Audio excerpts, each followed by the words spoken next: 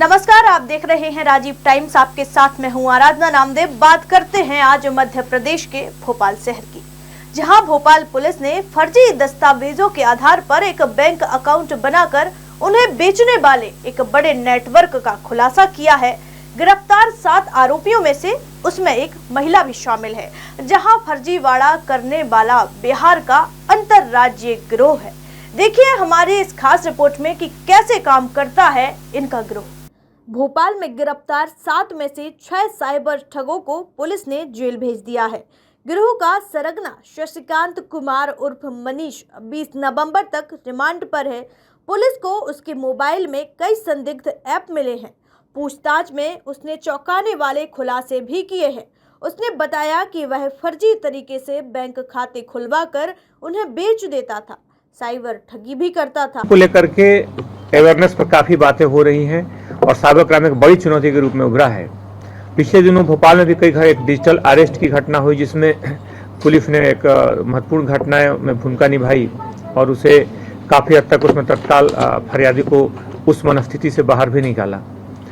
उसी कड़ी में एक महत्वपूर्ण घटक साइबर क्राइम का, उस पर हम लोग अभी एक पुलिस को बड़ी सफलता मिली है, जिसमें हम जानते हैं कि जब साइबर क्राइम में किसी के साथ कोई ठगी होती है तो पुलिस के लिए एक बड़ी चुनौती होती है कि उसमें आरोपी की तह तक पहुंच पाना।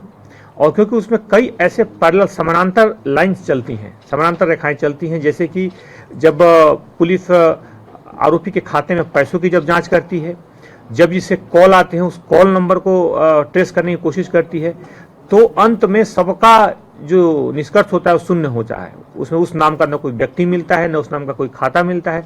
इसलिए हमेशा से अबूझ पहेली है और पुलिस की जांच का एक महत्वपूर्ण हिस्सा है कि आखिर उस तह तक कैसे पहुंचा जाए। उस कड़ी में पुलिस ने एक बड़ी सफलता हासिल की है, जिसमें कहने को तो चौथी और पांचवी पास लगभग 7 लोगों ने ऐसे लगभग 1800 खाते बनाए हैं, बैंक खाते, और प्रत्येक खाते को 10,000 रुपए में बेचे हैं दूसरी गैंग्स को। शशिकांत ने बताया कि सबसे पहले वह नाबालिग लड़के लड़कियों के आधार कार्ड हासिल करता था, फिर उन्हें एडिट कर दूसरों की फोटो लगाता था, साथ ही उम्र बढ़ाकर लिख देता था। इस फर्जी आधार नंबर से पैन कार्ड बन जाता था और इसके बाद फर्जी आधार और पैन कार्ड की मदद से बैंक खाते खुलवाता था। आरोपी भोपाल में किराए का मकान लेकर फर्जी दस्तावेज बनाते थे। इसके लिए इब्राहिमपुरा में से एक कैमरे में कॉल सेंटर भी उन्होंने बना रखा था। पूछताछ में आरोपियों ने देश के 6 अलग अलग शहरों में रहकर फर्जी दस्तावेज बनाने की बात स्वीकार की है। इसमें इंदौर, भोपाल, लखनऊ, मुंबई, अहमदाबाद जैसे शहर शामिल हैं। पुलिस के मुताबिक बीते 2 साल में आरोपी 1800 से अधिक खाते खुलवाने के बाद बेच चुके हैं। 10,000 रुपये प्रति खाते को बेचकर करीब 2 करोड़ रुपए उन्होंने कमाए हैं।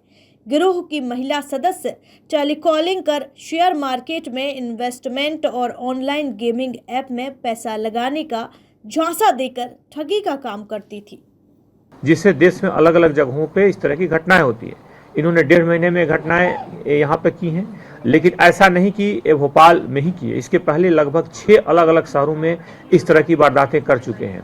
और इसके पहले कि किसी को पता चले, इसके पहले कि किसी भी एजेंसी को इस बात की भनक लगे, वहाँ से रास्ता बदल लेते थे। यहाँ भी अगर अगले 10-15 दिनों में पता नहीं चलता तो ये रास्ता बदल करके और दूसरे किसी शहर में चले जाते। ये वहाँ पर कुछ ऐसे आधार कार्ड का इस्तेमाल करते थे जिस आधार कार्ड में समान तौर पे पैन कार्ड से जो आधार कार्ड लिंक नहीं होता था उसमें, और कुछ दूसरे राज्यों पे ऐसे आधार कार्ड जो अनडिलीवर्ड होते हैं, जिसमें कुछ एड्रेस की त्रुटि हो, कुछ और गड़बड़ी, कुछ इनकी ऐसे लोगों से इनका संपर्क था जो अनडिलीवर्ड जो होते थे आधार, उनको ये मंगवा लेते थे। यानी कि इस विवेचना में आगे और भी कुछ कड़ियां हैं, जिससे पुलिस इस बिंदु की जांच करेगी कि आखिर खाते खुले तो इसमें क्या कोई बैंकिंग संस्था में कहीं कुछ लापरवाही हुई, क्या फर्जी सिम कार्ड मिले किसी मोबाइल नेटवर्क की, हमारी जो कंपनियां हैं जो बहुत सारे, उनमें कहीं कोई चूक हुई।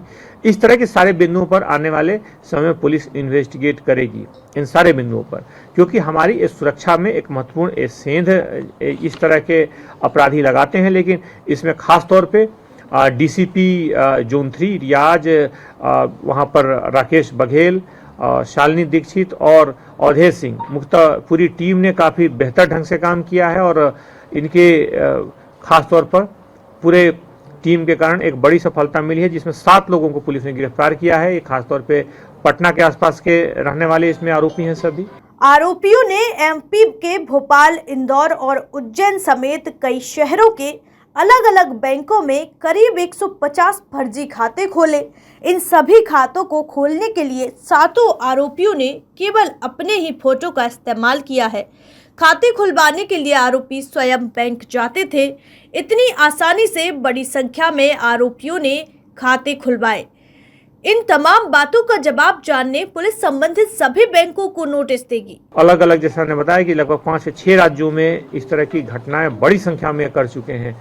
इसलिए पुलिस आगे आने वाले समय में खासतौर पर इस पूरे घटना से जुड़े हुए कुछ बिंदुओं पर जांच करेगी कि आखिर जो सैकड़ों की संख्या में इन्होंने खाते बनाए, सैकड़ों की संख्या में जो मोबाइल सिम निकाले, वो आखिर किन अपराधियों तक पहुंचे, उन अपराधियों में किन किन अपराधों में इस पूरे सिम का और इस पूरे जो संख्या है खासतौर पर खातों की, उनका कहाँ उपयोग हुआ, और आने वाले इनकी कड़ियों से कौन कौन लोग जुड़े हैं, और क्या इन्होंने 5-6 राज्यों के अलावा और भी कहीं बनाया। शुरुआत में इन्होंने 5-6 शहरों की जो बड़े महानगर हैं उनमें उनकी बात कबूल की है, वहां से जुड़ी जानकारियां दी हैं। वहीं मुख्य आरोपी शशिकांत ने पुलिस को बताया कि किसी को उन पर शक न हो, इसीलिए गिरोह के सदस्य साधारण जीवन जीते थे। किसी भी शहर में हाई प्रोफाइल इलाके में मकान नहीं लेते थे। फर्जीवाड़े से की गई कमाई परिजन को भेज दिया करते थे, उन्हें भी शक ना हो, इसके लिए 20 से 30 हजार रुपए महीने से अधिक रकम नहीं भेजते थे। आरोपियों के बैंक खातों को पुलिस ने फ्रीज कर दिया है। इन खातों में कितनी रकम है, इसका आकलन किया जा रहा है। उसके अलावा इनमें अगर देखा जाए, इनकी रकम जिसने खातों को इन्होंने बेचा 1800 खातों को 10,000 में, यह रकम करोड़ों में जाती है। इतने रकम को बेचने की संख्या, तो यानी कि जो ट्रांजेक्शन हुए होंगे, जो ठगी हुई होगी, वो और बड़ी संख्या में हुई होगी। तो इस पूरे संख्या पर, इस पूरे जो ठगों का खासतौर पर साइबर अपराधियों के एक महत्वपूर्ण घटक के बारे में जानकारी मिली है, पुलिस ने जो ये खुलासा किया है, इससे सभी कड़ियों को पुलिस जोड़ करके इसमें कार्रवाई करेगी। पुलिस जांच में इस बात का भी खुलासा हुआ है कि सभी आरोपी 4वीं से 12वीं क्लास तक पढ़े हैं। वे 2 महीने से अधिक किसी शहर में नहीं रहते थे। इस दौरान वह 200 से 300 तक फर्जी खाते बेच दिया करते थे। कमाई रकम से वह अगले टारगेट तक पहुंचने से पहले छुट्टी मनाते थे। इस दौरान वह गोवा, महाराष्ट्र और केरल जैसे राज्यों में घूम चुके हैं। पुलिस कमिश्नर हरिनारायण चारी मिश्रा ने बताया कि 2 साल में आरोपी 1800 से अधिक खाते खुलवाने के बाद बेच चुके हैं।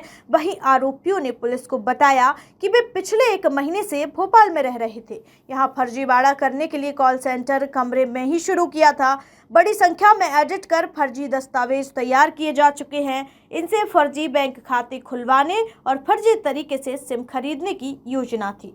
इसमें अभी जैसे कि कुछ प्रिंटर्स, कुछ 8 मोबाइल फोन्स, खासतौर पे इतने सारे मोबाइल सिम सैकड़ों की संख्या में बैंक खाते लगभग मिले हैं। तो इन बैंक खातों सबकी तस्दीक की जा रही है, और खास तौर पर हम इस जो संस्थाएं जो खास तौर पर इस पूरे घटनाक्रम से जुड़ी हैं, उन पर भी हम कहाँ चूक हुई उस बिंदु पर जांच करेंगे, और उनसे इस बात को हम लोग अगले कुछ दिनों में बुलाएंगे, अगले 2-3 दिनों में, जिसमें उनसे इन सारे कड़ियों पर जहाँ पे अगर चूक हुई है तो बात करेंगे, और किसी की जानबूझ के लापरवाही है तो उसमें कार्रवाई भी करेंगे। साइबर ठग गिरोह ने ये सभी बैंक खाते उन आधार कार्ड पर खुलवाए जो कभी सही पते पर नहीं पहुंचे। ये हर खाते के लिए 10,000 रुपये वसूलते थे। इस लिहाज से 2 करोड़ से ज्यादा की रकम गिरोह को मिल चुकी है। भोपाल, इंदौर में ऐसे करीब 500 खाते सामने आए हैं। जांच में यह भी सामने आया है कि सही पते पर नहीं पहुंचने वाले आधार कार्ड झारखंड का डाकिया उपलब्ध करवा रहा था। इस डाकिये को विशेषकर नाबालिगों के आधार कार्ड जालसाजों तक पहुंचाने का जिम्मा था। इस बात का खुलासा आरोपियों ने पूछताछ में किया है। इस बात में कितनी सच्चाई है, पुलिस इसे वेरीफाई कर रही है। ऐसे ही खास अपडेट जानने के लिए देखते रहिए राजीव टाइम। दीजिए इजाजत, फिर मिलेंगे एक और नई खबर के साथ। नमस्कार।